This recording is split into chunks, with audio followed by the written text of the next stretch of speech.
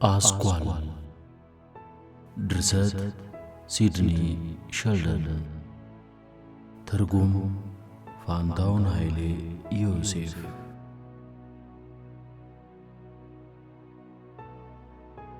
ክፍል 4 በስተኋላቸው የአስፈሪና ለሞት ሊዳርጋቸው የነበረ ውቅያኖስ አለ።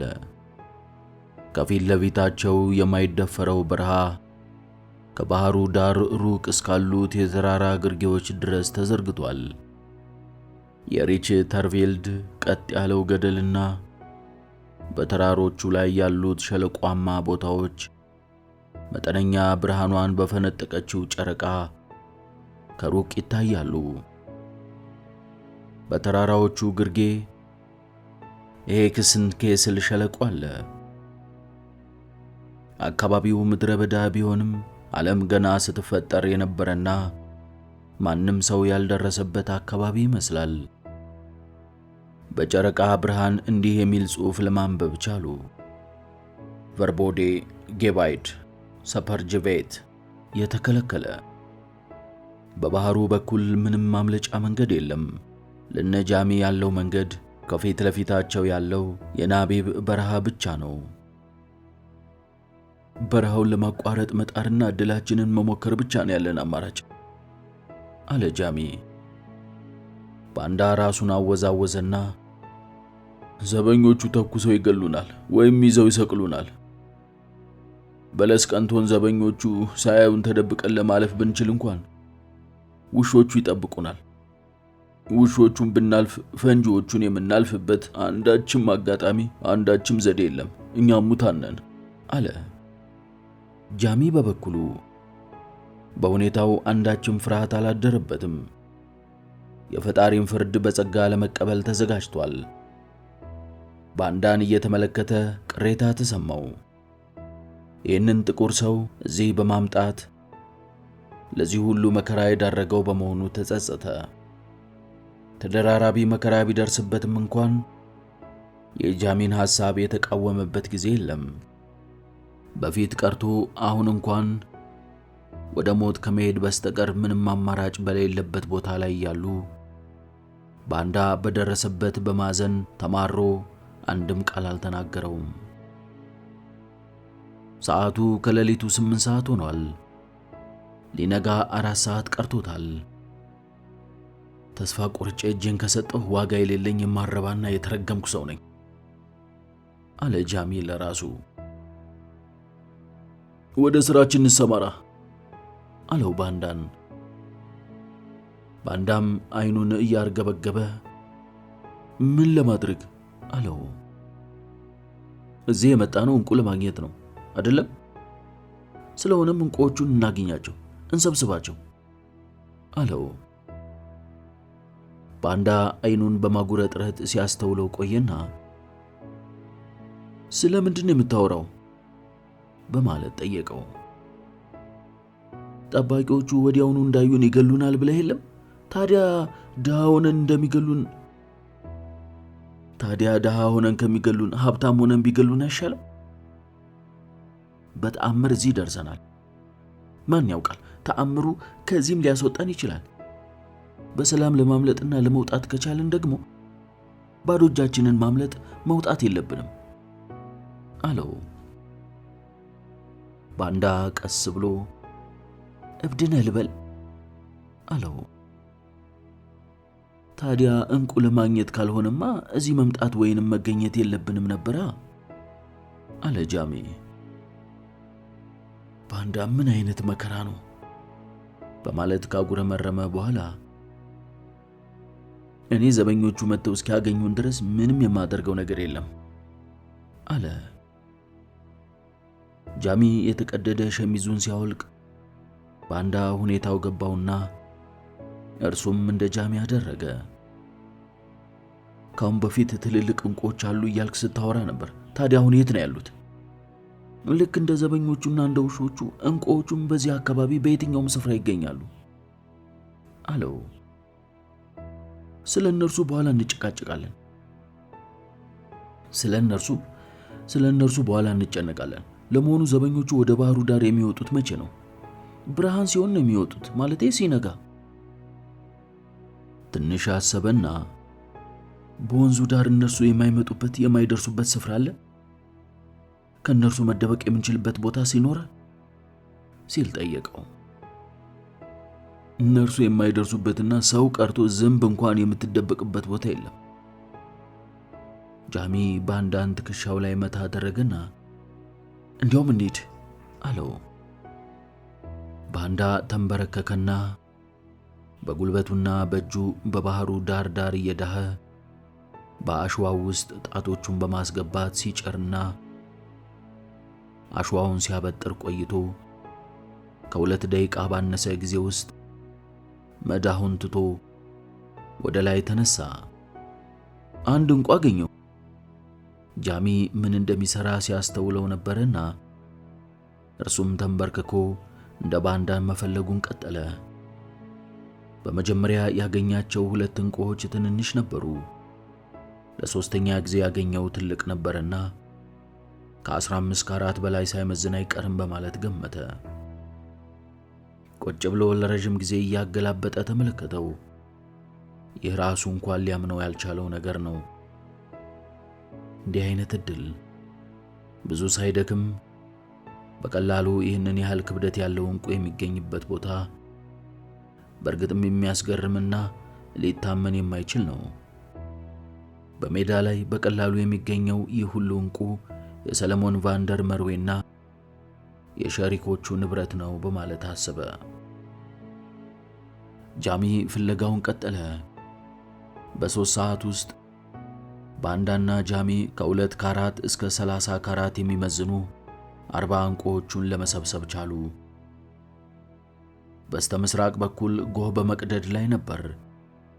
ሌሊቱ ተራውን ለቀን ሲለቅ ይህ ወቅት በጃሚ የመጀመሪያ ዕቅድ መሰረት እንቁዎቹን ሰብስበው ከማዕድኑ ስፍራ በመውጣት ወደ ባህሩ ተመልሰው በታንኳቸው ላይ ወጥተው ከቋጥኞቹ በላይ እየቀዘፉ የሚያመልጡበት ትክክለኛው ጊዜ ነበር። ስለ መጀመሪያው ዕቅድ አሁን ማሰብ ፋይዳ ቢስ ነው፣ ከሽፏልና። ጃሚ ከጥቂት ጊዜ በኋላ ይነቃል። በተጨማሪ ምን ያህል እንቁ ማግኘት እንደምንችል ፍለጋችንን እንቀጥል ካለ በኋላ ከነዚህ እንቁዎች መካከል አንዳቸውን እንኳን አንጥልምሽ። ስለሆነም በጣም ሀብታም ሆነ መሞት ትፈልጋለህ ወይስ አትፈልግም በማለት ጠየቀው። እኔ በጠቅላላው የመሞት ፍላጎት የለኝም አለው ባንዳ። እንቁ መፈለጋቸውን ቀጠሉ። እንቁ አሁንም ሌላ እንቁ ማግኘት ሆነ። እንቁዎቹን ልክ ዕቃውን በችኮላ እንደሚሰበስበው ሰው ማግበስበስ ጀመሩ። የእንቁዎቻቸው ቁጥር እየበዛ ሄደ። ንጉሥ ራምሳንን ለማስለቀቅ የተጠየቀውን ገንዘብ ያህል ዋጋ ያላቸው 60 እንቁዎቹን በተቦጫጨቁ ሸሚዞቻቸው ላይ አጠራቀሙ። እኔ ሁሉንም እንድሸከመው ትፈልጋለህ በማለት ባንዳ ጠየቀው። የለም፣ ሁለታችንም ነን የምንይዘው ካለ በኋላ ባንዳ ምን አስቦ ይህን እንደተናገረ ገባው። ይኸውም እንቁ ሰርቆ በእጁ ይዞ የተገኘ ሰው የሚገደለው ቀስ በቀስ ብዙ ስቃይ ካየ በኋላ ስለሆነ ይህ እንዳይደርስበት በመፍራት ነበር። ጃሚ ራሴ ይዛቸዋለሁ ካለ በኋላ እንቁዎቹን በብጥስጣሽ ሸሚዙ ላይ በማድረግ በደንብ ቋጠራቸው። አድማሱ በመጠኑ ግራጫ መልክ ያለው ሲሆን በምስራቅ በኩል ያለው ሰማይ ደግሞ በመውጣት ላይ ባለችው ፀሐይ ወጋገኑ ደማቅ ቀይ ሆኗል። የሚቀጥለው እርምጃ ምንድነው? ይህ ነው አንገብጋቢው ጥያቄ። መልሱ ምንድነው? በማለት ጃሚ ራሱን በራሱ በመጠየቅ በሐሳብ ተዋጠ። ባሉበት ቦታ ቆመው መሞት ወይንም ወደፊት በመሄድ በመሬት ላይ ጉዟቸውን ቀጥለው በረሃ ውስጥ መግባትና መሞት። እንንቀሳቀስ አለ ጃሚ። ጃሚና ባንዳ ጎን ለጎን በመሆን በቀስታ እየተራመዱ ከባህሩ ርቀው ተጓዙ። ፈንጂዎቹ የተቀበሩት ከየት ጀምሮ ነው? ከፊት ለፊታችን ከ100 ያርድ በኋላ ነው። ከርቀት የውሾች ጩኸት ሰሙ። ስለ ፈንጂዎቹ መጨነቅ ያለብን አይመስለኝም። ውሾቹ ወደዚህ በማምራት ላይ ናቸውና የጠዋት ገቢ ሰራተኞች ስራቸውን ለመጀመር እየመጡ ነው አለ ባንዳ። እኛ ዘንድ ለመድረስ ምን ያህል ጊዜ ይፈጅባቸዋል? 15 ደቂቃ፣ ምናልባትም 10። አሁን ሙሉ በሙሉ ነግቷል። ሌሊት ግልጽ ሆነው ያልታዩአቸውና በርቀት ያንጸባርቁ የነበሩትን ነገሮች በብርሃን ሲመለከቷቸው ማዕበል ያከማቻቸው የአሸዋ ክምር ሆነው አገኟቸው። ስለሆነም ምንም መደበቂያ ቦታ የለም። በየተራ የሚጠብቁት ስንት ዘበኞች ናቸው? ባንዳ ጥቂት አሰበና 10 ያህል ናቸው። 10 ዘበኞች ይህንን ለመሰለ ሰፊ የማዕድን ቦታ ብዙም አይደሉም አለ ጃሚ። አንዱ ዘበኛ እንደ ብዙ ነው የሚቆጠረው። ጠመንጃዎችና ውሾች አላቸው። ዘበኞቹ እውሮቹ አይደሉም። እኛም ደግሞ የማንታይ በጣም ጥቃቅን ነገሮች አይደለንም። የውሾቹ ጩኸት ድምፅ አሁን ወደኛ በመቅረብ ላይ ነው አለ ጃሚ። ባንዳም አዝናለሁ ወደዚህ ችግር ውስጥ ያስገባው፣ ለዚህ ችግር ያጋለጥኩህ እኔ አይደለሁም አለው። ጃሚ ባንዳ ይህንን የተናገረው ምን ለማለት ፈልጎ እንደሆነ ገባው። አንተ አይደለህም አለው። ወዲያው በቅርብ ርቀት የሚጣራ ድምፅ ቢሰሙም ጉዟቸውን በመቀጠል አሸዋ የተከመረበት ቦታ ደረሱ። እዚህ አሸዋ ውስጥ ብንቀበርስ አለ ጃሚ። ባንዳም ይሄ ዘዴ ካሁን በፊት ተሞክሯል። ውሾቹ ፈልገው ያገኙንና ጉሮሯችንን ሸርክተው ይጥሉልናል። እኔ ሞቴ የተፋጠነ እንዲሆን እፈልጋለሁ። ዘበኞቹ በግልጽ እንዲያዩኝ አደርግና መሮጥ እጀምራለሁ። ዘበኞቹ መሮጤን ሲያዩ ተኩሰው ይገሉኛል። እኔ ውሾቹ እንዲያገኙኝ አልፈልግም። በውሻ ተበልቼ ተሰቃይቼ ከሞት በአንድ ጥይት በሞት ይሻለኛል። ጃሚ የባንዳን ክንድ ጨምዶ ያዘና ልንሞት እንችላለን፣ ነገር ግን ወደ ሞታችን ሮጠን መሞት የለብንም። ይህንን ካደረግን ግን ደንቆሮችና ደካማዎች መሆናችን ነው። እኛን ለመግደል እነርሱ መድከም አለባቸው። እዚህ ነው ያለነው በማለት እንኩ ግደሉ ማለት የለብንም አለው። ዘበኞቹ እርስ በርሳቸው የሚነጋገሯቸውን ቃላቶች እነ ጃሚ መስማት ችለው ነበር። ጃሚ ፊቱን ወደ ባህሩ በማዞር ከተመለከተ በኋላ በባህሩ ሰጥሞ መሞት ስቃይ የሌለበት ቀላል የመሞቻ ዘዴ አልነበረምን በማለት አሰበ። ስቃይ የሌለበት ቀላል የመሞቻ ዘዴ በማለት አሰበ። በባህሩ ውስጥ ባሉት ቋጥኞች ላይ ማዕበሉ ሲጓዝ አስተዋለ። ወዲያውኑ ከማዕበሉ ሌላ ነገር በተጨማሪ አስተዋለ። ምን እንደሆነ ሊገባው አልቻለም። ባንዳ ተመልከት አለው። ግዙፍና ምንም ሊበሳው የማይችል ግራጫ መልክ ያለው ግድግዳ የመሰለ ነገር በዌስተርሊስ ዊንድ እየተረዳ ወደ እነርሱ ይጓዛል። የባህር ላይ ሚስ የአየር ነውጥ ነው። በሳምንት 2 ወይንም በ3 ቀን ይመጣል አለ ባንዳ። እነርሱ በሚነጋገሩበት ወቅት ሚሱ ወደ እነርሱ በመጓዝና በመጠጋት ላይ ነው። የዘበኞቹም ድምፅ ቀረበ። ምን አይነት መጥፎ ሚስ ነው እጃችን የገቡትን ሊያስመልጠን ነው እንዴ የሚል ድምፅን ሰማ። እድል አገኘን አለ ጃሚ። ዘበኞቹ እየደረሱባቸው ስለሆነ ጃሚ ቀስ ብሎ በማሾኳሾክ ነው የሚናገረው። ምን አይነት እድል? ሚስ በሚሱ ምክንያት እኛም ማየት አይችሉም እኮ። ምንም ሊረዳን አይችልም። ሚሱ ከጥቂት ጊዜ በኋላ ሊጠፋ ይችላል። ሚሱ በሄደ ጊዜ እኛን እዚሁ ያገኙናል። እኛም መጓዝ እንደማንችል ሁሉ ዘበኞቹም በተቀበሩት ፈንጂዎች ላይ መሄድ አይችሉም። አንተ ይህንን በረሃ ሚሱ እየነፈሰ በሚሄድበት ተደብቀ ለመጓዝ ብትሞክር ከ10 ያርድ የበለጠ ርቀት ሳትጓዝ ተበጣጥሰህ ትበተናለህ። አንተ የምታስበው በተአምር ከሚፈጸሙ ነገሮች አንዱን ነው ሲለው፣ አንተ ደካማ ደደብ ነህ፣ ልክ ነኝ በማለት ጃሚ በንዴት ተናገረው። ሚሱ እየተጠጋ ስለሆነ ሰማዩን ጨለማ ሸፈነው። ሚሱ አሁን ወደ ባህሩ ዳር እየተቃረበና መሬቱን ለመሸፈን እየተጓዘ ነው። በአስፈሪና በአደገኛ ሁኔታ በመጓዝ ላይ ቢሆንም እኛን ለማዳን ነው የመጣው በማለት ጃሚ የሚሱን መምጣት በደስታን የተቀበለው። በድንገት አንድ የሚጣራ ድምፅ ሰሙ። ሄይ እናንተ እዚያ ምን እየሰራችሁ ነው? የሚል። ጃሚና ባንዳ ፊታቸውን ወደ ድምፁ አዞሩ። በአሸዋው ክምር ጫፍ ላይ ከ100 ያርድ ርቀት በኋላ ዩኒፎርም የለበሰና ጠመንጃ የያዘ ዘበኛ መቆሙን አስተዋሉ። ጃሚ ዘወር ብሎ ወደ ባህሩ ዳር ሲመለከት ሚሱ በከፍተኛ ፍጥነት ወደ እነርሱ በመጠጋት ላይ መሆኑን ተገነዘበ። ዘበኛው እናንተ ሁለታችሁም ወደዚህ ኑ በማለት ከጮኸ በኋላ ጠመንጃውን አነሳ።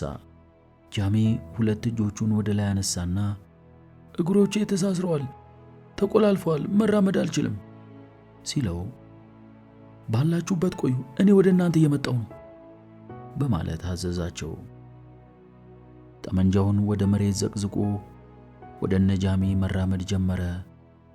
ሚሱ አሁንም በፍጥነት እየተጓዘ በባህሩ ዳርቻ ላይ መድረሱን ሲያስተውል ጃሚ ሩጥ አለው ባንዳን በማንሾካሾክ።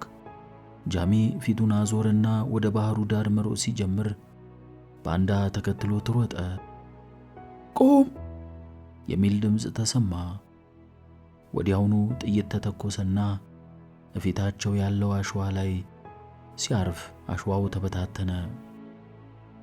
ወደ እነርሱ እየነፈሰ በመምጣት ላይ ወዳለው ሚስ መሮጣቸውን ቀጥለዋል።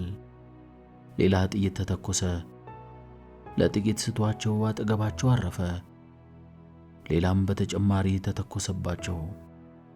ጃሚና ባንዳ ሙሉ በሙሉ በሚሱ ጨለማ ተውጠው ከዘበኞች ተሰወሩ። ሚሱ አጣቸው፣ በብርድ አንቀጠቀጣቸው። ይዞት በመጣው ከባድ አየር መተንፈስ እስከሚሳናቸው ድረስ አፈናቸው። ጃሚ የገቡበት ሚስ ልክ በጥጥ ክምር ውስጥ እንደመቀበር ነበርና ምንም ነገር ማየት አይቻልም ነበር። በዚህ ሁኔታ ላይ ያሉ ዘበኞቹ እርስ በርሳቸው በመጠራራት የሚነጋገሩትን ለማዳመጥ ችለው ነበር። ክሩገር፣ ብረንት ነኝ፣ ትሰማኛለህ? እሰማለሁ ክሩገር፣ ሁለት ናቸው አለ ጮክ ባለ ድምፅ። አንድ ነጭና አንድ ጥቁር። አሁን በባህሩ ዳርቻ ላይ ናቸውና ሰዎችን አሰማራ፣ እስካይቶም ተኩሰ ግደላቸው የሚል ድምፅ ሰሙ። ያዘኝ እጄን አለው ጃሚ በማንሾካሾክ። ባንዳም ክንዱን አጥብቆ ያዘና ወዴት ልትሄድ ነው አለው። ከዚህ ልንወጣ ነው አለውና ጃሚ ኮምፓሱን ከፍ አድርጎ ተመለከተው። ኮምፓሱ የምስራቅን አቅጣጫ እስኪያመለክተው ድረስ ቆየና አቅጣጫውን ሲያገኘው ና በዚህ በኩል አለው። ዝግ በል፣ ቆይ፣ መራመድ መጓዝ አንችልም። ምንም እንኳን ዘበኞቹና ውሾች ቢያገኙንም አሁን በራሳችን ላይ ፈንጂዎችን ለማፈንዳት እየተጓዝን ነው አለው። ፈንጂዎቹ የተቀበሩት ከባህሩ ዳርቻ 100 ያርድ ርቀት ላይ ነው በማለት አንተው ነግረኛል። ስለሆነም የባህሩን ዳርቻ ለቀን እንሄዳለን። ወደ በረሃው ውስጥ ተጓዙ። አካሄዳቸው በቀስታና ጥርጣሬ በተሞላበት ሁኔታ ነበር። ምንም ማየት የማይችሉ ሰዎች በማያውቁት መሬትና በማያውቁት መንገድ ላይ መጓዝ።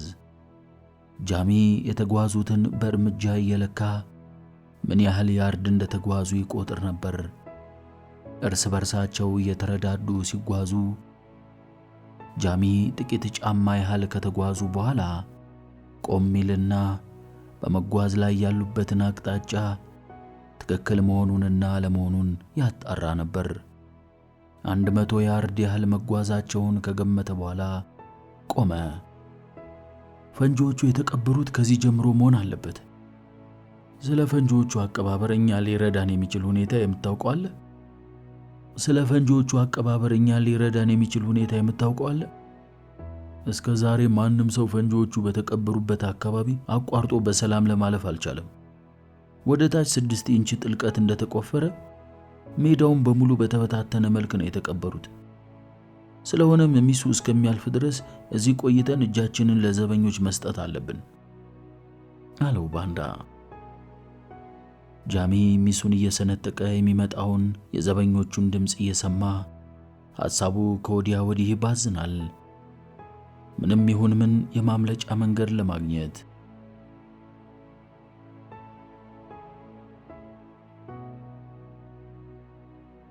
ባሉበት ቦታ ከቆዩ ሚሱ እንደለቀቀ ወዲያውኑ ይገደላሉ። በሜዳው ላይ ለመጓዝ ቢሞክሩ ደግሞ ፈንጂዎቹ የት እንደተቀበሩ ስለማያውቁ በፈንጂ ተበጣጥሰው መሞታቸው ነው።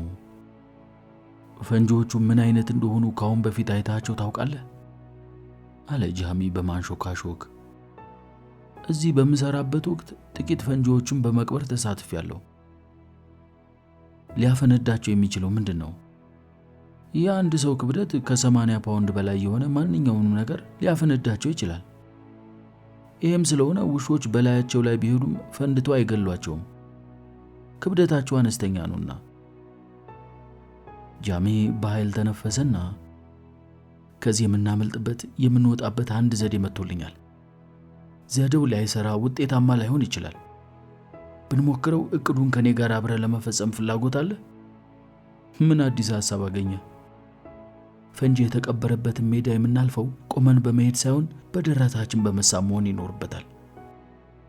በዚህ ሁኔታ የሰውነታችን ክብደት በአሸዋው ላይ ስለሚሰራጭ ፈንጂዎቹን የሚያፈነዳ ክብደት አይኖረንም።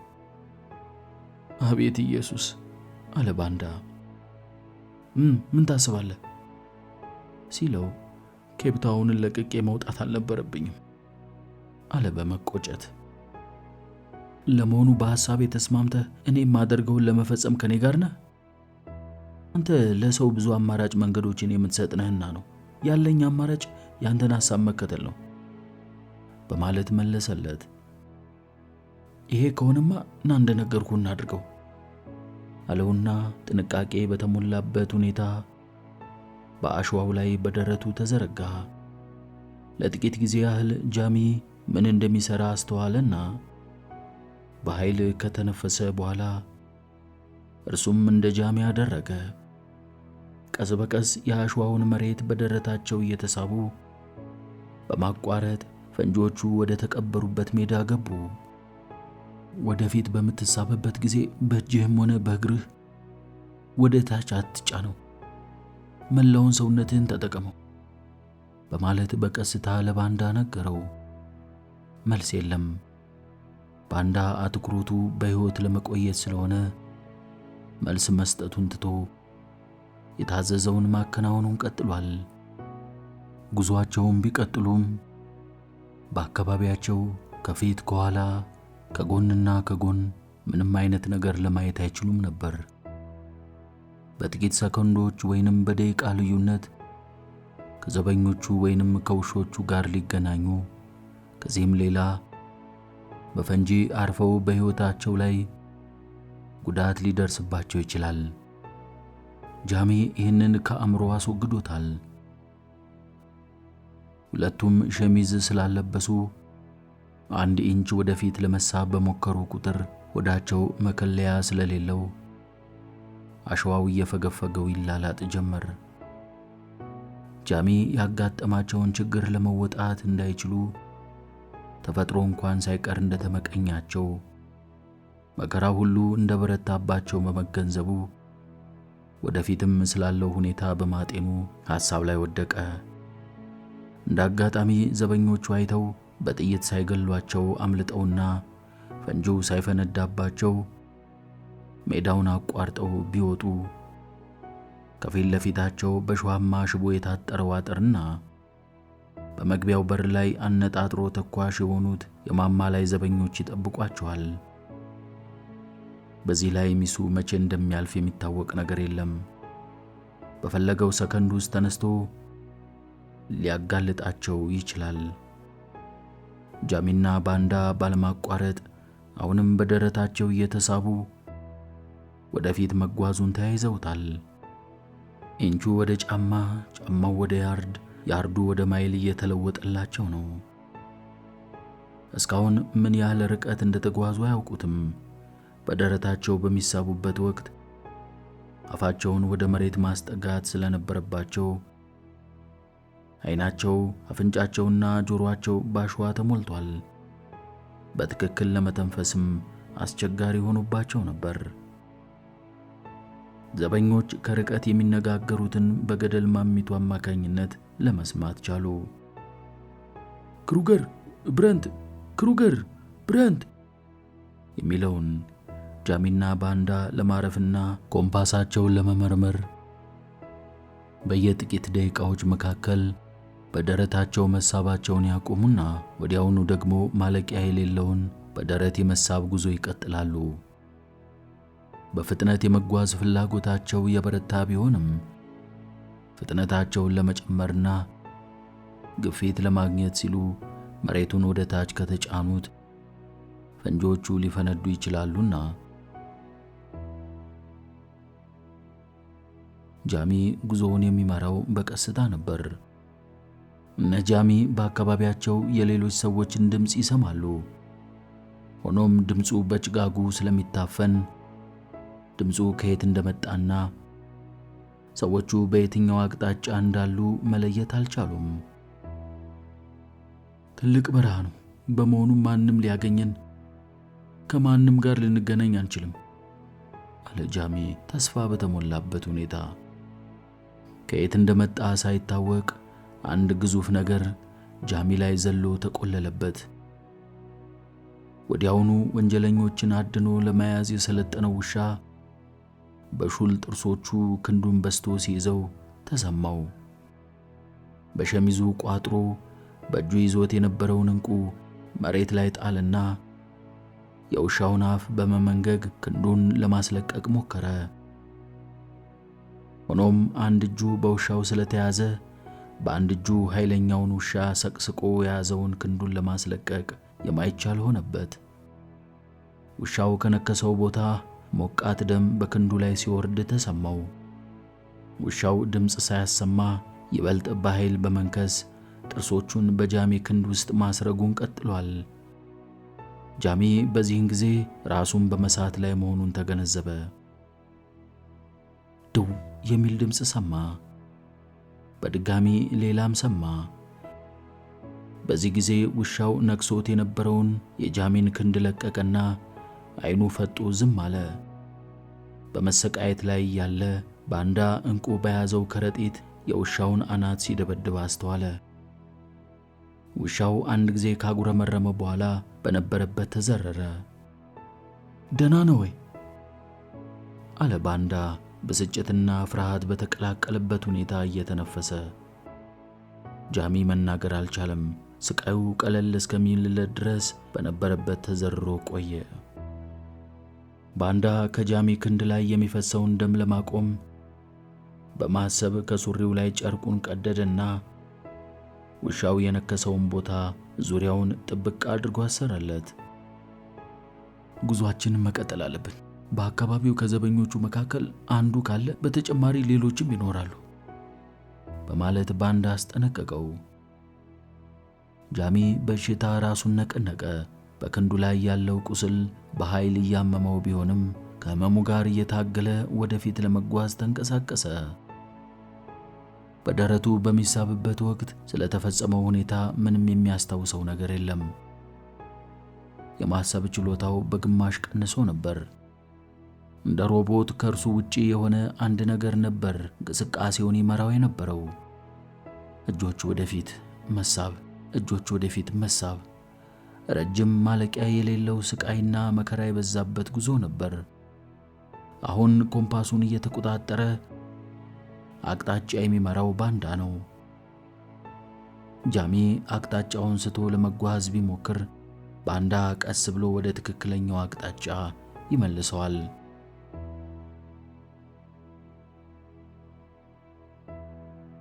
ባንዳና ጃሚ በታጠቁ ዘበኞች፣ በሰለጠኑ ውሾችና በፈንጂዎቹ ተከበዋል። እየታደጋቸው ያለው ወይንም ከአደጋው ሰውሮና ደብቆ የያዛቸው ሚሱ ብቻ ነው። እነ ጃሚ ሕይወታቸውን ለማትረፍ አሁንም በደረታቸው እየተሳቡ ነው። ይህን መሰሉን ጉዞ እስከ መጨረሻው ወይንም አንድ ኢንች እንኳን መጓዝ እስኪያቅታቸው ድረስ ከመቀጠል ሌላ አማራጭ የለምና ተያይዘውታል።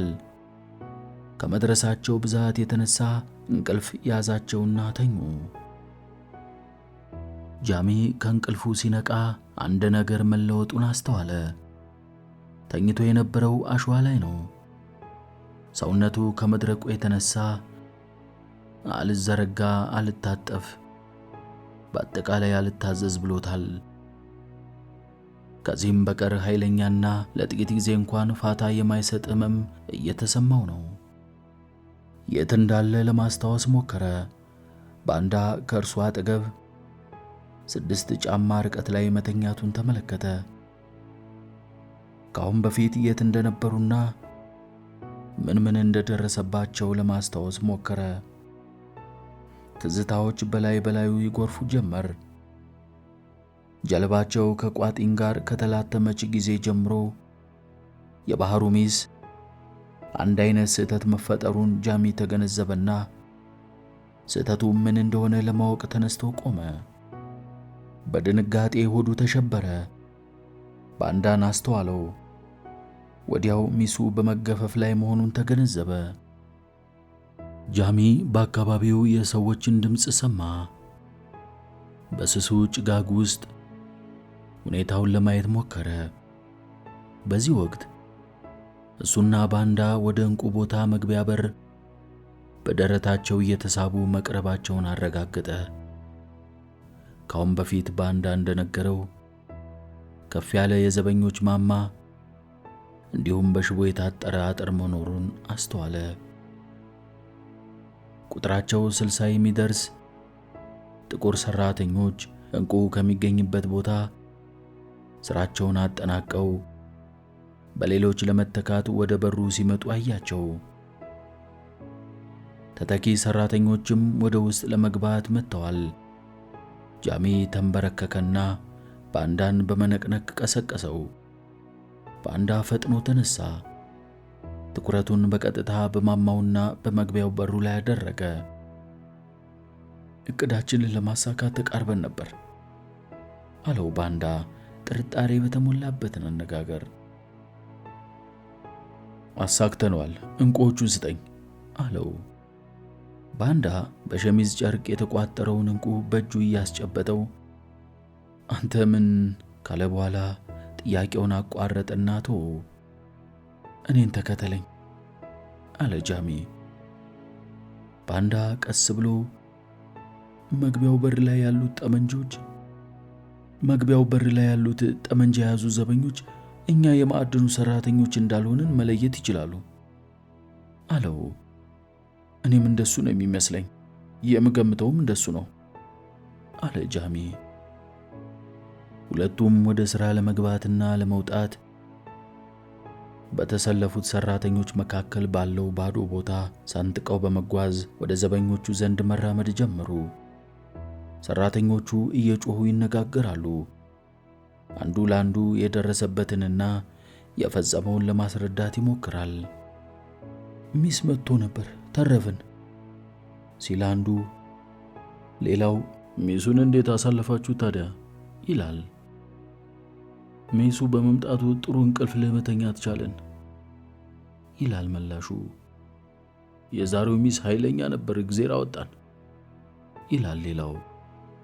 ጃሚና ባንዳ ወደ መግቢያው በር ሲቃረቡ ሁለት ግዙፍ ዘበኞች ጠመንጃ ይዘው ከውስጥ በኩል መቆማቸውን አስተዋሉ።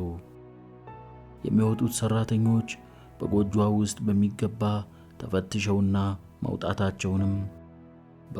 ውስጥ በሚገባ ተፈትሸው መውጣታቸውን ለማረጋገጥና ጸጥታውን ለማስከበር ነበር ዘበኞቹ የቆሙት። የተመደበላቸውን ሥራ ጨርሰው በሌሎች የሚተኩ ሰራተኞች ወደ ውጪ ሊወጡ ሲሉ በቅድሚያ ሙሉ በሙሉ ልብሳቸውን አውልቀው ራቁታቸውን በመሆን ከላይ እስከ ታች በሰውነታቸው ላይ ያለውን ቀዳዳ ሁሉ በደንብ መፈተሽ ስለሚኖርባቸው ፍተሻው የሚወስደው ጊዜ ረጅም ነው። ጃሚ በቀዳዳ ሸሚዙ የቋጠረውን ዕንቁ አጥብቆ እንደያዘ ወደ ዘበኞቹ ዘንድ በድፍረት ተጠጋና ይቅርታ ያድርጉልኝ ጌታዬ፣ እዚህ ሥራ ለመቀጠር ማንን ነው ማነጋገር ያለብን አለ። ባንዳ ፍርሃት በተሞላበት ሁኔታ ጃሚን ይመለከታል። ዘበኛው ወደ ጃሚ ዞር አለና አጥሩ ውስጥ ምን እየሰራችሁ ነው? አለ በቁጣ። እዚህ የመጣነው ሥራ ለማግኘት ብለን ነው። እኔ ለዘበኝነት ክፍት ሥራ ቦታ መኖሩን ሰምቼ ነው የመጣሁት። አሽከሬ ደግሞ በእንቁ ቁፋሮ ሥራ ላይ ቢሰማራ በቂ ጉልበት እንዳለው አውቃለሁ አለው ጃሚ። ዘበኛው አለባበሳቸውንና የአቋማቸውን ሁኔታ ካስተዋለ በኋላ በምንም ስላልጠረጠራቸው ከዚህ አጥር ግቢ ውጡና ወደምትሄዱበት ሂዱ አላቸው። ከዚህ መውጣት አንሻም፣ ሥራ እንፈልጋለን። ለእኔ ተነግሮኝ የነበረው ሲል አቋረጠውና ይሄ የተከለከለ አካባቢ ነው ሚስተር፣ ምልክቱን አላያችሁትም? አሁን ሁለታችሁም ከዚህ ውጡ አላቸው። በኋላ ወደ መደበኛው የሥራ ጊዜ ፈጽመው ወደ መኖሪያቸው ለመጓዝ ከአጥሩ ውጪ በጋሪ ወደሚሳፈሩ ሰራተኞች ያመለከተ ያ ጋሪ ወደ ኖሎት ወደብ ይወስዳቸዋል። የኩባንያውን ቢሮ በዚያው ስለሚገኝ እዚያ ማመልከት ትችላላችሁ አላቸው። እናመሰግናለን ጌታዬ አለ ጃሚ። ባንዳን ጠቀሰውና ተያይዘው ወደ መውጫው በር በኩል በማምራት ወጥተው ሄዱ። ወደ ነጻነት ጎዳና። ዘበኛው በቁጣ የማይረቡ ደደቦች አለ። ከ10 ደቂቃ በኋላ ጃሚና ባንዳ በጋሪ ወደ ኖሎት ወደብ ጉዞአቸውን ቀጠሉ። ግማሽ ሚሊዮን ፓውንድ የሚያወጣ ዕንቁ ባሮጌ ሸሚዛቸው ቋጥረው ይዘው ነበር።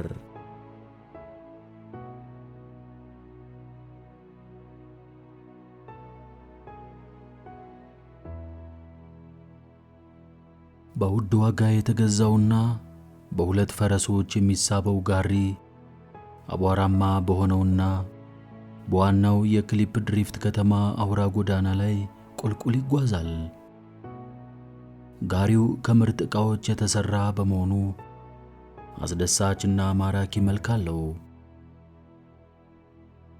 ጋሪውን በመንዳት ላይ ያለው ሰው ሰውነቱ ሸንቃጣ የሆነ የስፖርተኛ አቋም ያለውና የራስ ፀጉሩና ጢሙ እንደ በረዶ የነጣ ነው። የዘመኑን ፋሽን የተከተለ ልብስና በልዩ ልዩ ጌጦች ያጌጠ ሸሚዝን ለብሷል። በጥቁር ካራባቱ ላይ ያለው መያዣ ከዕንቁ የተሠራ ነው። ከልብሱ ጋር ተመሳሳይ የሆነ ባርኔጣ ያደረገ ሲሆን በትንሽ ጣቱ ላይ ደግሞ ትልቅና በሩቁ የሚያብረቀርቅ ከዳይመንድ የተሠራ ቀለበት አድርጓል። ወደ ከተማው ብቅ ያለውን ራሱን ከሌላ ሀገር የመጣ እንግዳ አስመስሎ ነው፣ ግን አይደለም። ጃሚ ማክ ግሪጎር የክሊፕ ድሪፍትን ከተማ ለቆ ከወጣ ከአንድ ዓመት ወዲህ ከተማዋ ከፍተኛ እድገት እያሳየች ነው። እንደ አውሮፓውያን አቆጣጠር በ1884 ክሊፕ ድሪፍት ከካምፕነት ወደ ከተማነት አደገች። ከኬፕታውን ተነስቶ ክሊፕ ድሪፍትን አቋርጦ ወደ ሆፕታውን የሚጓዘው የባቡሩ ሐዲድ ሥራ በመጠናቀቁ የተነሳ አያሌ ሰዎች ወደ ክሊፕ ድሪፍት በመምጣት መኖር ጀምረዋል። ይህ ሁኔታ ብዛት ላላቸው ሰዎችም የተለያየ የሥራ ዕድል በመክፈቱ ከዚህም ሌላ ከሌላ ሀገር እየፈለሱ የሚመጡት ሰዎች ቁጥር ከዕለት ወደ ዕለት እየጨመረ ነው። በከተማዋ አሁንም ቢሆን የማዕድን ቆፋሪዎች አሉ። ባለባበስ ቀድሞ ከነበሩት ሰዎች የተለዩና በተለያዩ የሥራ መስኮች የተሰማሩ ሰዎች መኖራቸውን ጃሚ ተመለከተ። 3 አዳዲስ የዳንስ አዳራሾችንና ከግማሽ ደርዘን በላይ የሚሆኑ መጠጥ ቤቶችን አልፎ ተጓዘ። በቅርቡ በተሠራ ቤተ ክርስቲያንና የፀጉር ማስተካከያ ቤት አጠገብ ጋሪውን እየነዳ መንሸራሸሩን ቀጠለ። ከዚያም ግራንድ በመባል በሚታወቀውና በከተማው ተወዳዳሪ በሌለው ሆቴል አጠገብ በዛ አለፈና ከባንኩ ቤት ፊት ለፊት ጋሪውን አቁሞ ወረደ። የአካባቢው ተወላጅ ለሆነው ልጅ የጋሪውን ልጓም ወረወረለትና ውሃ ጠጣቸው አለው ደንታ በሌለው ሁኔታ።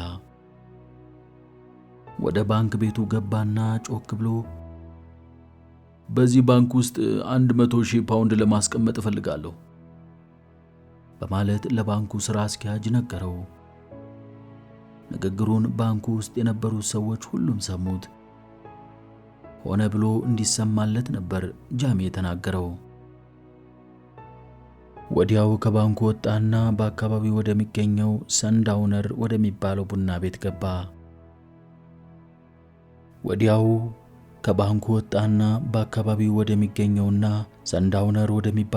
ቤት ገባ። ቡና ቤቱ አንድ አይነት ፍላጎት ያላቸው በአንድ አይነት ሥራ ላይ የተሰማሩ ሰዎች የሚሰበሰቡበት ነው። የቡና ቤቱ የውስጥ ይዞታ ከአሁን በፊት ከነበረው የተለወጠ ነገር የለውም። ቡና ቤቱ በጠጪዎች ብዛት ተጨናንቋል። ጃሚ ወደ ባንኮኒው በሚራመድበት ወቅት የብዙ ሰዎች አይን በአትኩሮት ተከተለው። ሰሚት ከአንገቱ ዘንበል በማለት ትህትና በተሞላበት አቀራረብ ምን ይወስዳሉ ጌታዬ? በማለት ጠየቀው። የቡና ቤቱ ባለቤት ሰሚት ለመታዘዝ የሚጠይቀው ወይንም እፊቱ የቆመው ሰው ግን ማን እንደሆነ መለየት ወይንም ማስታወስ አልቻለም። ካለ መካከል ጥሩን ውስኪ አምጣው አለው። እሺ ጌታዬ ካለው በኋላ ውስኪውን ቀዳለትና ለከተማው እንግዳ ነዎት? በማለት ጠየቀው። አዎን አለ ጃሚ። በዚህ ከተማ በኩል ለማለፍ ወይም ቆይታ አድርገው ለመሄድ ነው ወደዚህ የመጡት? አይደለም። ይህች ከተማ ገንዘብ ካፒታል ይዘው መጥተው ለመስራት የሚፈልጉ ሰዎች ጥሩ መሆኗን በመስማቴ ነው የመጣሁት። የቡና ቤቱ ባለቤት በጉጉት እየተመለከተው ሰርቶ ለመክበር ከዚች ከተማ የተሻለ የለም። ገንዘብ በእጁ ያለው ሰውማ በአጭር ጊዜ ውስጥ ብዙ ነገር መስራት ይችላል። እንዲያውም እኔ እርስዎ በሚሰማሩበት ሁሉ ለመተባበርና ለመርዳት ዝግጁ ነኝ። እርግጠኛ ነህ? እውነትህን ከሆነ ልትተባበረኝ የምትችለው እንዴት ነው? በማለት ሲጠይቀው ሰሚት ወደፊት ዘንበል በማለት ሚስጥር እንደሚናገር ሰው ድምፁን ዝቅ አድርጎ ይህችን ከተማ የሚመራትን በቁጥጥሩ ስር ያደረጋትን ሰው አውቀዋለሁ። ሰውየው የከተማዋ ፓርላማ የሕዝብ ምክር ቤት ሊቀመንበርና የከተማዋ ነዋሪዎች ኮሚቴ ተጠሪ ነው። በዚህ ሀገር ላይ እጅግ በጣም ጠቃሚና ከሁሉም በላይ የተከበረ ሰው ነው። ስሙም ሰለሞን ቫንደር መርዌ ይባላል አለው።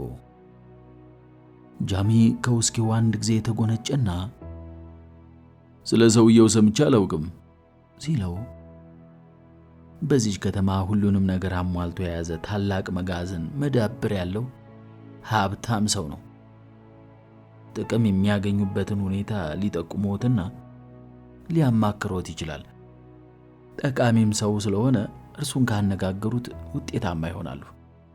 እቅዶም ይሳካልዎታል አለው።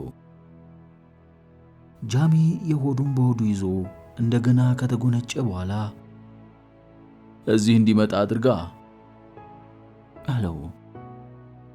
የቡና ቤቱ ባለቤት የጃሚን ከእንቁ የተሰራውን የካራቫት መያዣና የጣት ቀለበቱን ባድናቆት እየተመለከተ እሺ ጌታዬ እንዳሉኝ አድርጋለሁ። ስምዎን ነግረውኝ ለእርሱ ብነግረውስ? ትራቪስ፣ ኢያን ትራቪስ እባላለሁ አለ ጃሚ። መልካም ሚስተር ትራቪስ፣ ሚስተር ቫንደር መርዌ እርስዎን ከመሰለ ሰው ጋር ለመገናኘት ፈቃደኛ እንደሚሆን እርግጠኛ ነኝ። እቤት ነው እና ያለው አሁን ይመጣል ካለው በኋላ እስኪመጣ ድረስ በማለት ውስኪ ቀዳለትና ሄደ። ጃሚ በቡና ቤቱ ውስጥ ቁጭ ብሎ ውስኪ እየጠጣ እዚያ ያሉት ሰዎች በእርሱ ላይ እንዳተኮሩ ያስተውል ጀመር። ድሃ ሆነው ወደዚህ ከተማ የመጡ ሰዎች ከክሊፕ ድሪፍት ሀብት ሰብስበውና ከበርቴ ሆነው ወደ መጡበት ይመለሳሉ እንጂ አንድም ሀብታም ሰው ገንዘብ ይዞ ወደዚች ከተማ በመምጣት ለመስራት ሲዘጋጅ እስከዛሬ አልታየም። ከአሁን በፊት ካላቸው ልምድ አይተውም ሰምተውም ስለማያውቁ የጃሚ ሁኔታውን የሰሙትን ሰዎች ሁሉ በእጅጉ አስገረማቸው። ከ15 ደቂቃ በኋላ የቡና ቤቱ ባለቤት ቫንደር መርዌን አስከትሎ መጣ። ቫንደር መርዌ ጺሙንና ነጭ ጸጉር ያለውን እንግዳ ወዳለበት ተራመደና በፈገግታ ጨበጠው። ጃሚ ሚስተር ትራቪስ በማለት ራሱን ሲያስተዋውቅ እኔም ሰለሞን ቫንደር መርዌ ይባላለሁ አለው። ጃሚ ከመናገር ታቀበ። ይህንንም ያደረገው ቫንደር መርዌ ድንገት ያስታወሰው እንደሆነ ለማጤን ነበር። ቫንደር መርዌ ግን ረስቶታል። ጃሚ የሚባል ሰው አያስታውስም። የ18 ዓመት ልጅ በነበረበት ጊዜ ነው ከቫንደር መርዌ ጋር የተገናኘነውና ከብዙ ስቃይና ድካም በኋላ የተገናኘነውን እንቁን ቫንደር መርዌ ካደው። አስደብድቦታል። እርሱ እንደሚያውቀው አስገድሎታል። እንዴት በሕይወት ይኖራል ብሎ ይገምት? ከዚህ ሁሉ በላይ ደግሞ ከ20 ዓመት በታች ዕድሜ ያለው ወጣት እንዴት የራሱ ጸጉርና ጺሙ ይሸብታል ብሎ ይጠራጠር? በእርግጥም ቫንደር መርዌ ሊያስበው ከሚችለው በላይ ነበር። ሰሜት ትህትና በተሞላበት ሁኔታ ሁለቱንም ከማዕዘኑ አጠገብ ወደ አዘጋጀው መቀመጫ ወሰዳቸው። ገና ከመቀመጫቸው ቫንደር መርዌ በዚች ከተማ ካፒታል በመመደብ ሥራ መስራት እንደምትፈልግ ተረድቻለሁ ሚስተር ትራቪስ አለው። አዎ ከተቻለ በማለት መለሰለት። ሐሳብህ ከሆነ በዚህ ረገድ ልረዳህ እችል ይሆናል። ከፍተኛ ጥንቃቄ ማድረግ ያስፈልጋል። ብዙ ሞራል ብልሹና አታላይ ሰዎች በዚህ አካባቢ ይገኛሉ ሲለው ጃሚ ቫንደር መርዌን ከተመለከተው በኋላ እርግጠኛ ነኝ ይኖራሉ በማለት መለሰለት። በሽርክና የሰራበትን እንቁ አላካፍልም ከማለቱ ሌላ ለማስገደል ከሞከረውና ለከፍተኛ ስቃይ ከዳረገው ሰው ጋር በአንድ ጠረጴዛ ዙሪያ ተቀምጦ የጋራ መግባባት ባለበትና ትህትና በተሞላበት ሁኔታ መወያየት መቻሉ ለማመን የሚያስቸግር ነበር። ቫንደር መርዌ የፈጸመበት በደል ለአንድ ዓመት ያህል ሲያበሳጨውና ለበቀል ሲያዘጋጀው ቆይቷል። ጃሚ በሕይወት መኖሩን የሚፈልገው ቫንደር መርዌ የበደለውን ያህል ቢቻል የበለጠ ለመበቀል ነው። ስለሆነም ዘዴዎችን በማመቻቸት ላይ ነው። ሚስተር ትራቪስ በመጠይቅህ የማትከፋ ከሆነ ምን ያህል ካፒታል ገንዘብን ለመመደብ አቅዳል?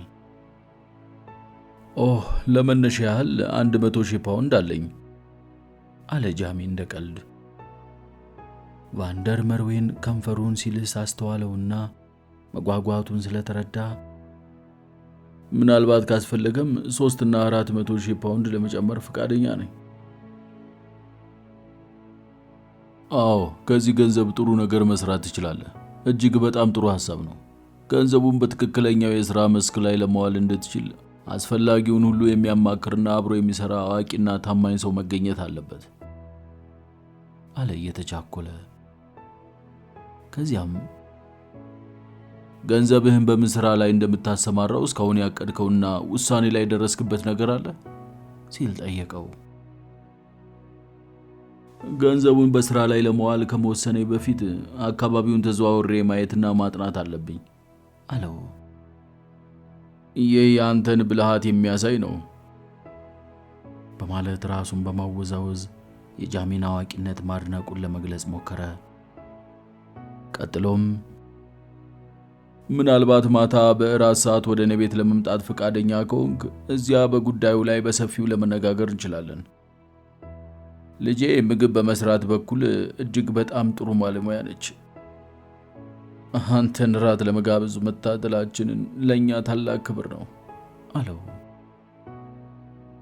ጃሚ ሳቅ በማለት ሚስተር ቫንደር መርዊ ያቀረብከው ሐሳብ ተስማምቶኛል፣ ግብዣን ተቀብያለሁ አለውና ይህንን ሐሳብ ማቅረብህ ምን ያህል እንዳስደሰተኝ ምንም የምታውቀው ነገር የለም በማለት አሰበ። እንቁ ካገኙበት ከናሚ በረሃ እስከ ኬፕ ታውን በተጓዙበት ወቅት ሊጠቅስና ይህ ነው ተብሎ ሊነገር የሚችል አንድም ሁኔታ አላጋጠማቸውም። ጃሚና ባንዳ ከጋሪው ወርደው ወደ አንዲት ትንሽ መንደር ከገቡ በኋላ ጃሚ በውሻ የተነከሰውን የክንዱን ላይ ቁስል በዚያች መንደር በሚኖር ዶክተር ታከመና በነፃ የሚወስዳቸው ጋሪ ስላገኙ ኬፕ ታውን ደረሱ። ጉዞው ረጅምና አስቸጋሪ ቢሆንም የያዙትንና ወደፊት የሚጠብቃቸውን ደስታ ያውቃሉና እነ ጃሚን ምንም አልተሰማቸውም ነበር። ኬፕ ታውን ሲገቡ ጃሚ በፕሌን መንገድ ወደሚገኘው ኦርኔት ሮያል ሆቴል በመሄድ መኝታውን ያዘ። የዚህ ሆቴል የበላይ ጠባቂ የኤደንበርግ መስፍን ነው። በከተማው በችሎታው ታዋቂ የሆነ ጸጉር አስተካካይ እኔ ዘንድ እንድትልክልኝ እፈልጋለሁ። በተጨማሪም ልብስ ሰፊና ቦት ጫማ መስራት የሚችሉ ሰዎችን እፈልጋለሁ በማለት ለሆቴሉ ስራ አስኪያጅ ነገረው። ስራ አስኪያጁም አሁኑኑ ልካለሁ ጌታዬ በማለት በትህትና መለሰለት። ጃሚ በጣም የሚያስደንቅ ነገር ነው፣ ገንዘብ የማይሰራው የለም በማለት አሰበ። በተከራየው መኝታ ቤት ውስጥ ያለውን የመታጠቢያ ገንዳ ቢከፍተው ውሃው በተፈለገ ሁኔታ ሙቅም ቀዝቃዛም ተዘጋጅቷል። በገንዳው ውስጥ ሆኖ ላለፉት ሳምንታት ስለደረሰባቸው ሁኔታዎች ስለ ችግራቸው ያንሰላስል ጀመር። ባንዳና ጃሚ ያንቺ ታንኳ ከሰሩት ጥቂት ሳምንታት ብቻ ነው ያለፋቸው። ሆኖም ዓመታት ያለፉ ይመስላል። ጃሚ ወደ ስፕሪንጅ ቤት ስለተጓዘባት ታንኳ፣ ስለ ሻርኮቹ ከአስቸጋሪው ማዕበል ታንኳቸውን እያንከታከተ ስለወጣባቸው ስለታም ቀኖች እንዲሁም ስለ ባህሩ ሚስ በደረታቸው እየተሳቡ በላዩ ላይ ስለተጓዙበት ፈንጂ፣ ስለ ግዙፉና በእርሱ ላይ ዘሎ ጉብ በማለት ክንዱን ስለነካው ውሻ፣ ስለ አስፈሪውና ስለ አስደንጋጩ ዘወትር ከአእምሮ ስለማይጠፋው ድምፅ፣ ክሩገር ብረት ስለሚለው የማዕድን ዘበኞች ድምፃቸውን ማሰቡን ቀጥሏል። ከሁሉም ይበልጥ የሚያሳስበው ግን ስቃዩንና መከራውን ከጎኑ ሳይለይ ስለ ጓደኛው ስለ ባንዳ ነበር። ኬፕ ታውን እንደደረሱ ጃሚ አብሮት እንደሚኖር ባንዳንን ጠየቀው። በዚህን ጊዜ ባንዳ እየሳቀና የሚያምር ነጭ ጥርሶች ያሉትን ካንተ ጋር ሕይወትን ለመምራት በጣም አስቸጋሪና የሚያሰለች ነው። እኔ ወደ አንድ ቦታ ሄጄ ጥቂት እረፍት ማድረግና አእምሮዬን ማደስ ይኖርብኛል። አሁን ምን ማድረግ ትፈልጋለህ?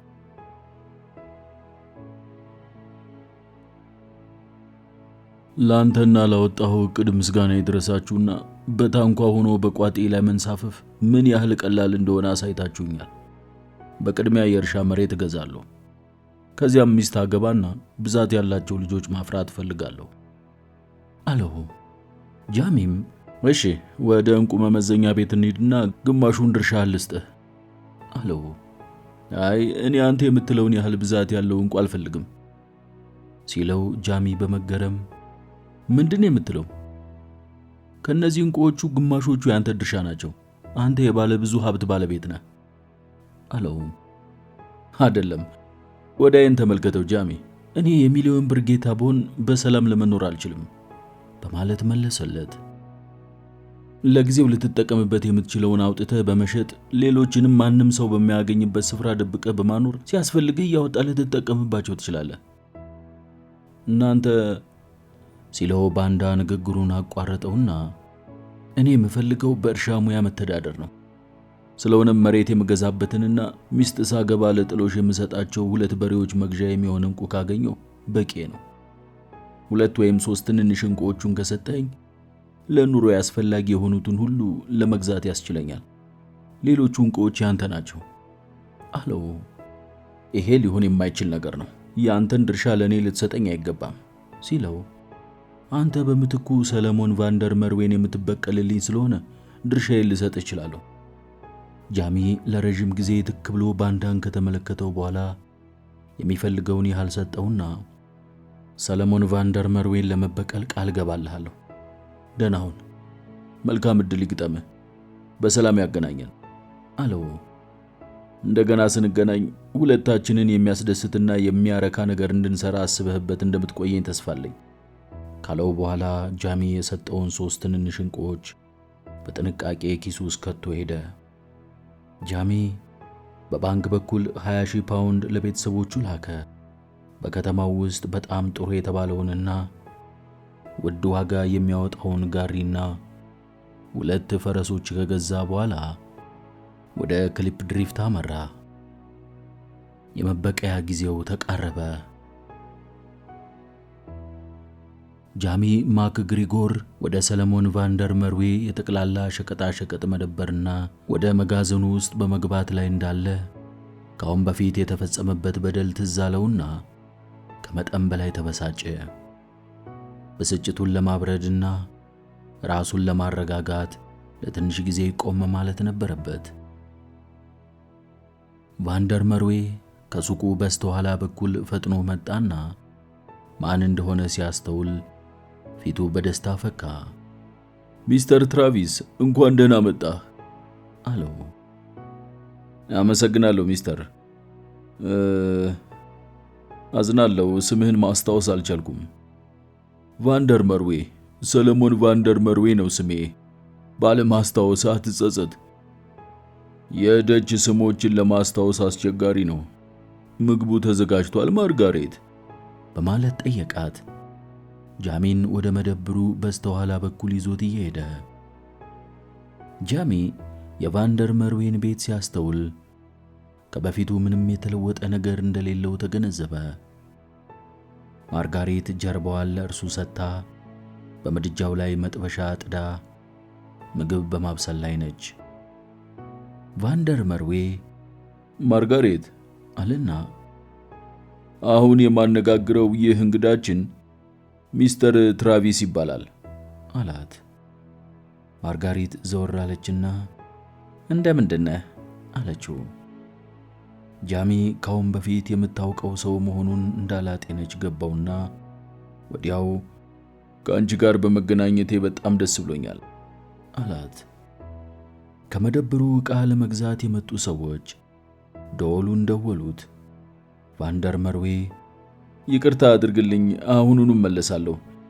እስከዚያ እንደ ቤትህ በመቁጠር እንደ ልብሁን ሚስተር ትራቪስ አለውና በፍጥነት እየተራመደ ሄደ። ማርጋሬት የተቀቀለ አትክልትና ስጋ የያዙ ሳህኖችን አምታ ጠረጴዛው ላይ አስቀመጠች። ዳቦ ለማምጣት ፈጥና ወደ መጋገሪያው ምድጃ ሄደች። ጃሚ በዝምታ ማርጋሬትን ቆሞ ይመለከታታል። ከ1 ዓመት በፊት ጃሚ ማርጋሬትን አይቷታል። ዘንድሮ በጣም ስላደገች ለአቅመ ሔዋን መድረሷን አስተዋለ። ከዚያም አባትሽ ምግብ በማዘጋጀት ረገድ እጅግ በጣም ጥሩ ባለሙያ እንደሆንሽ ነግሮኛል ሲላት ማርጋሬት ከማፈሯ የተነሳ በሰውነቷ ውስጥ በተፈጠረው ስሜት ፊቷ ቀላ። እንደሚነግርህ አውቅ ነበር እንጌታዬ በማለት ችሎታዋን አረጋገጠችለት። በመኖሪያ ቤት ውስጥ የተዘጋጀ ምግብ ከበላው ብዙ ጊዜ ሆኖኛል። ስለሆነም ቤት ውስጥ የተዘጋጀ ምግብ አምሮኝ ነበር አለና ማርጋሬት ይዛው የነበረውን ትልቅ የቅቤ ሳህን ተቀብሏት ጠረጴዛው ላይ አኖረላት። ማርጋሬት ሳታስበው ጃሚ ይህንን በማድረጉ በጣም ከመገረሟም ሌላ ስለደነገጠች የያዘችውን ሳህን አምልጧት ሊወድቅ ነበር። ካሁን በፊት ወንድ ሴትን በሥራ ሲረዳ ማየት ቀርቶ በወሬ እንኳን ፈጽሞ ሰምታ አታውቅም ነበር። ቀና አለችና የጃሚን መልክ ማስተዋል ጀመረች። የተሰበረና የተጣመመ አፍንጫውንና በደረሰበት ድብደባ ምክንያት በፊቱ ላይ ያሉትን ጥቂት ጠባሳዎች ብታስተውልም እነኚህን ወደ ጎን በመተው መልከ መልካምነቱንና ቁመናውን በማጤን በአድናቆት ትመለከተው ጀመር። እንደ በረዶ የነጡት የራሱ ፀጉርና ጺሙ ጃሚን ወጣት አለመሆኑን እንደመሰከሩበት ብትረዳም የቁመቱ ለግላጋነት፣ የሰውነቱ ጥንካሬና ሸጋ ቅርጹ ማርጋሬትን ሳባት። ቫንደር መርዌ እጁን እያሻሸ ተመልሶ መጣና ሱቁን ዘግቼ ነው የመጣሁት። ከእንግዲህ ቁጭ እንበልና የተዘጋጀውን መልካም ራት እንመገብ አለው። በመመገቢያው ጠረጴዛ ዙሪያ በተለየ በተዘጋጀው የክብር ቦታ ላይ ጃሚን እንዲቀመጥ ጋበዘው። ከመመገባችን በፊት መጸለይና አምላክን ማመስገን አለብን አለ ቫንደር መርዌ። ለመጸለይ አይናቸውን ጨፈኑ። በጸሎቱ መሃል ማርጋሬት አላስችል ብሏት አይኗን በጥቂቱ እየገለጠች የጃሚን መልከ መልካምነት በጥንቃቄ ስታስተውል፣ አባቷ ግን ጸሎቱን ተያይዞት ነበር። ጸሎቱ ካበቃ በኋላ ሰለሞን ቫንደር መርዌ ምግቦቹን ማሳለፍ ጀመረ። በአሁኑ ጊዜ ለጃሚ የቀረበለት ምግብ በብዛትና ሊበላው ከሚችለው በላይ ነው። እየተመገቡ በመሃሉ መነጋገር ጀመሩ። በዚህ አይነት ሥራ ለመሰማራት ከሀገር ስትወጣ ይህ የመጀመሪያ ጊዜ ነው ሚስተር ትራቪስ? አዎ የመጀመሪያ ጊዜ ነው። ሚሲስ ትራቪስን ካንተ ጋር ይዛት እንዳልመጣህ እርግጠኛ ነኝ ሲለው፣ ሚስ ትራቪስ የምትባል የለችኝም። እኔን ለማግባት የምትፈልግ ሴት እስካሁን አላገኘሁም አለና ይስቅ ጀመር። ምን አይነት ቂል ወይንም ደደብ ሴት ነች ይህንን የመሰለ ሰው ላግባሽ ብሎ ሲጠይቃት አሻፈረኝ የምትል? ክሊፕ ድሪፍት ብዙ አይነት ነገር ሊሰራባት የምትችል ከተማ ናት። ሰፊ የሥራ ዕድል ሞልቶባታል ሲለው፣ የሚያስጎበኘኝ ካገኘው ለማየትና ለማረጋገጥ ፈቃደኛ ነኝ ካለው በኋላ ወደ ማርጋሬት ዞር ብሎ ሲያያት አፈረች። ነገሩ የግል ሁኔታን የሚያመለክት ለማንም የማይነገር ሚስጥር ካልሆነ በቀር ሚስተር ትራቪስ ሀብታም ለመሆን የቻልከው እንዴት እንደሆነ ብትገልጥልኝ። ማርጋሬት በአባቷ ተልካሻ ጥያቄ ያፈረች ቢሆንም እንግዳው ግን ደንታ አልሰጠውም ነበርና ከአባቴ የወረስኩት ነው በማለት መለሰለት። በሥራ ዓለም ብዙ ልምድ እንዳለህ እርግጠኛ ነኝ። ያለኝ ልምድ በጣም ጥቂት ስለሆነ ልምድ ካላቸው ሰዎች ብዙ ምክሮችንና እገዛዎችን እፈልጋለሁ። ቫንደር መርዌ ፈገግ በማለት የሁለታችን መገናኘት ተአምር እኮ ነው። ትርፍ የሚያስገኙ ሥራዎችን እኔ ያውቃለሁ። እጅግ ብዙ ትርፍ ከሚያስገኙ ነገሮች ጋር የሥራ ግንኙነት አለኝ። በመሆኑም በጥቂት ወራት ውስጥ ገንዘብህን በእጥፍ እንደማሳድግልህ አረጋግጥልሃለሁ። ቀጥሎም ጃሚ ወደ ተቀመጠበት ዘመም በማለት ክንዱን መታ መታ አደረገውና ይህ ቀን ለሁለታችንም ታላቅ ቀን ነው የሚል ግምት አለኝ ሲለው ጃሚ ፈገግ አለ። የምትኖረው በግራንድ ሆቴል ይመስለኛል። አዎ ልክ ነህ። ዋጋው ዘረፋ ነው። ብቻ አንተን ለመሰለ ሰው ብዙም ውድ ላይሆን ይችላል። ጃሚ ቀበል አድርጎ የገጠሩ አካባቢ ለጎብኚዎች እጅግ አስደሳች እንደሆነ ሰዎች ካሁን በፊት ነግረውኛል። ምናልባት አንተን የሚያስቸግር ጥያቄ ካልሆነብኝ በነገው ዕለት ማርጋሬት አካባቢውን በጥቂት እንኳን እንድታስጎበኘኝ ልትፈቅድልኝ ትችላለህ? አለው። ማርጋሬት ይህንን ስትሰማ በድንጋጤ ልቧ መስራቱን ለሰኮንድ ያህል ማቋረጡን ተሰማት። ቫንደር መርዌ አለመደሰቱን ለመግለጽ ቆጣ በማለት ግንባሩን ቋጠረና እኔ አላውቅም እሷ ንግግሩን አቋረጠ። እስከ ዛሬ ሰለሞን ቫንደር መርዌ ማንም ሰው ከልጁ ጋር ብቻውን እንዲቀመጥም ሆነ እንዲሄድ ወይንም እንዲጫወትለት ፈጽሞ ፈቅዶ አያውቅም። ይህ ቆራጥ አቋሙ ከብረት የጠነከረ በመሆኑ ማንም ሊያስለውጠው አልቻለም። ሚስተር ትራቪስን በሚመለከት ግን ለወደፊት ጥቅሙ ሲል የተለየ አስተያየት ቢያደርግ ምንም እንደማይጎዳው አሰበ። እንግዳውን ላለማስቀየም ሲል ከፍተኛ ኃላፊነት ወስዶ ለመፍቀድ ተስማማ። እንዲህ በማለት መለሰለት። ላንተ ስል ማርጋሬትን ከመደበሩ ለተወሰነ ጊዜ እንድትለይ አደርጋለሁ ካለ በኋላ ወደ ማርጋሬት ዘወር ብሎም እንግዳችንን አካባቢውን ብታስጎበኙ ሲል ጠየቃት። ያንተ መልካም ፍቃድ ከሆነ ምን ገዶኝ አባቴ አለች ለስለስ ባለ ድምፅ። በዚህ በኩል ያለው ችግር ተቃሏል። ጃሚ ፈገግ አለና ነገ ከጠዋቱ በ4 ሰዓት እንገናኝ በማለት ወጥቶ ሄደ።